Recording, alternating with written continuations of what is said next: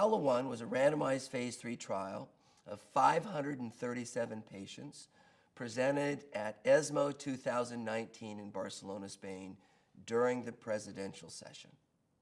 It was a randomized phase 3 trial of taking the current FDA approval of bevacizumab with chemotherapy and in maintenance and adding in all comers olaparib in the maintenance phase. So chemotherapy bev maintenance versus chemotherapy bev olaparib maintenance. And the primary endpoint of this trial was intention to treat. It met its primary endpoint with a hazard ratio of 0.59. So that's a good number, and that's impactful because it was better than bevacizumab. There are other frontline trials, but they're all versus placebo. It's much tougher to beat an active control, and it did. And in fact, in the all-comer, they increased progression-free survival by about 6 months. But more importantly, in the molecular signature positive group, such as the HRD group, there was a 14-month improvement. So this is very, very interesting. Hazard ratio for HRD positive was 0.43. These are unprecedented numbers outside of BRCA. But even in BRCA, it was a hazard ratio of 0.3. So this really is changing the standard. I get it that we got bevacizumab approved in June of 2018. I get it that many of us use bevacizumab.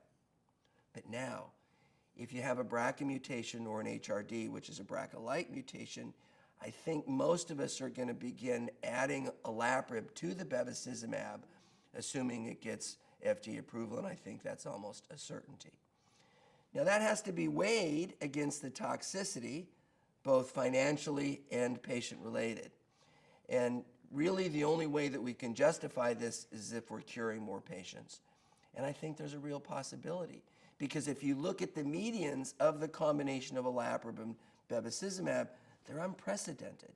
And in some of those analyses, we haven't even reached the median after many years. So we're excited about the possibility of cure. Only time will tell if there's an overall survival advantage. I get it that the combination is more toxic than the individual agents. There was no signal that olaparib made bevacizumab more toxic or bevacizumab made olaparib more toxic. That's not the point. It's just that more agents have more adverse events. But there were no new safety signals identified.